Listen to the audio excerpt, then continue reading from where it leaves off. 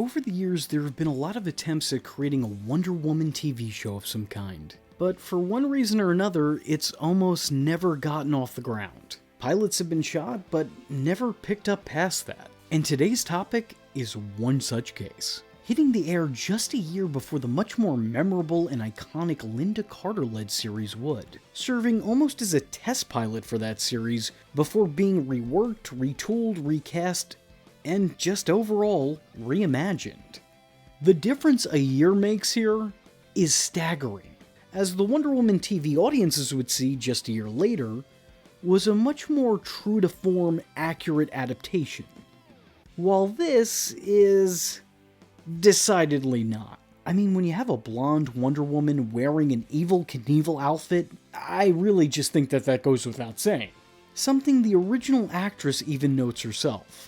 What do you think about the outfit? Interesting, colorful. Very conservative. Long sleeves, long pants. It looks like I have a stewardess pin on me. Even more bizarre is that this Wonder Woman is a lot less inspired by the comic character that she shares a name with, and much more influenced by spy movies of that decade.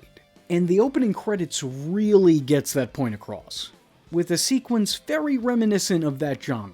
Not to mention the inclusion of Ricardo Montalban as its big bad, a James Bond villain if there ever was one, even though he never was one, somehow. This Wonder Woman doesn't rely on her supernatural superpowers, but instead her expert knowledge of martial arts, which I believe was also a temporary staple of the comics at the time. You see, like this movie, every couple of years, even to this day kind of, the comics want to completely reinvent Wonder Woman. And like the outcome of this movie, it almost always ends with her being factory reset back to default settings.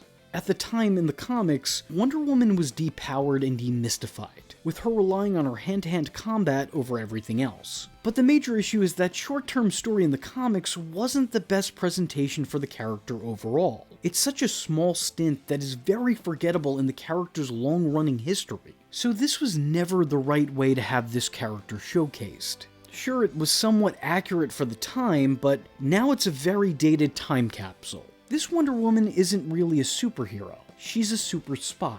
Suffice it to say, this is a very, very different Wonder Woman, at times feeling like the superheroine in name only. Although that's not even entirely accurate either. That the man-made world would one day require a unique woman, a Wonder Woman. You are that unique woman, Diana. You will be the Wonder Woman. Somehow, this was all seen as a much-needed update to the comic character, and it was thought that these changes would be necessary when translating this character from panel to screen. The term I kept coming across when I was looking up the behind-the-scenes on this was update, as if this was an attempt at a more modernized Wonder Woman. In all honesty, it just feels like a Trojan horse. It was disguising a completely different project using an already made product, taking a famous IP and giving it a different ID. This reinvention of the character was such a mistake that it saw an immediate turn to formula. It didn't have any major bearing on the character moving forward, unless you count reverting backward as a step forward, and being a prime example of what not to do when adapting Wonder Woman. But believe it or not, the character's legacy still lives on to this day, as she was plucked from her short stay on screen for a short stay in the panels. Believe it or not, this Wonder Woman variant has made a couple scarce appearances in the comics since then. If I'm being honest, this was really a chore to get through. And that's not to say that it's terrible, but it's just not Wonder Woman. This has a lot more in common with Charlie's Angels than it does the Justice League. Now that's not to say that nothing from the comics crosses over. That's to say that next to nothing from the comics crosses over. And when something does actually make its way into this, it feels completely out of place with the rest of the product. Diana Prince still hails from Paradise Island, an island of all women, who are just all women, apparently. Not immortal warrior women, just a bunch of toga wearers. Though there are some familiar faces, with Wonder Woman's mother, as well as other Amazons. Although, as with everything else in this one, they're also subjected to change.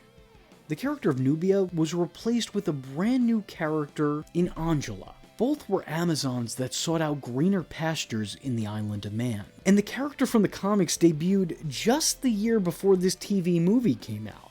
She appears in the opening of the movie and then much later is said to have left the Amazons. And one scene later, she's back. For that one scene exactly. And that one scene is literally the only action sequence in this whole hour-long film. Wonder Woman leaves to work for the US government. Alright. She serves as an assistant to Steve Trevor, who honestly is barely in this thing, and a romance is never so much as hinted at between the two. Not that it would have made much of a difference anyway. A lot of this movie falls flat. There's a fair share going on, but it's all very melancholy. In passing, there's some charm. I think a lot of these characters are surprisingly not as campy as typical antagonists would be at the time. You know, they're not mustache-twirling evildoers, they're just mean-spirited profiteers. And they don't act as Wonder Woman's adversaries, but instead somewhat respected opponents, if that makes sense. I think they got a real interesting dynamic there. I also think on occasion the Wonder Woman character pulls through despite poor characterization. Like Wonder Woman lighting the villain's cigarette for him as he's being escorted away in handcuffs kind of feels like the kind of thing this Wonder Woman's successor would do.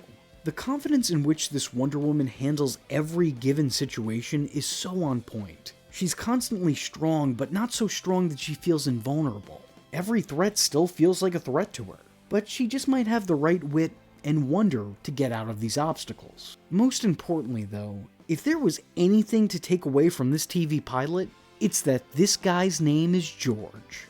My name is George Calvin. George. Never, George. Never. Well, now that's a relief, George. Oh, George. Oh, I know that, George. I never would have guessed it, George. I just can't let you put me in that trunk, George. This is George. I'm sure you didn't call to chat, George. Why, George? That's very thoughtful, George. Did you, George? I misjudged you, George.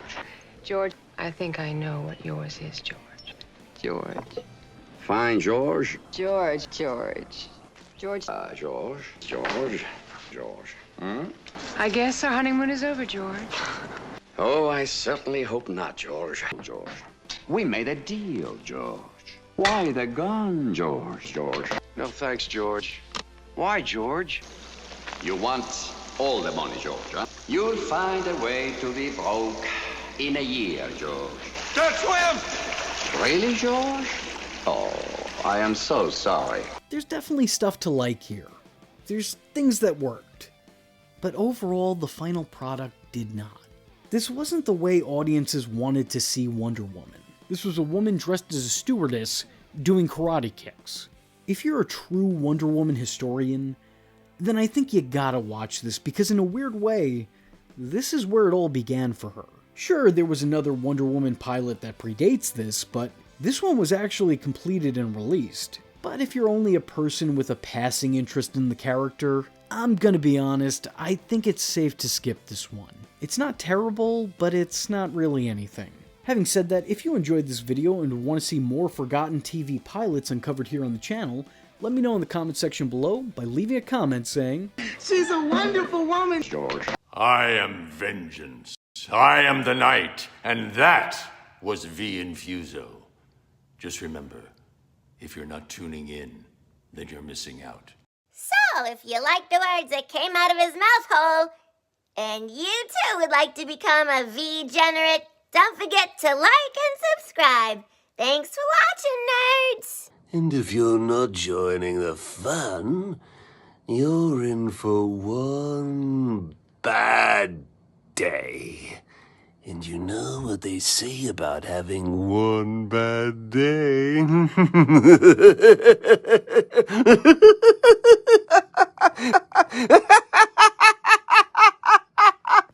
Catch him next time. Same bat time. Same bat channel.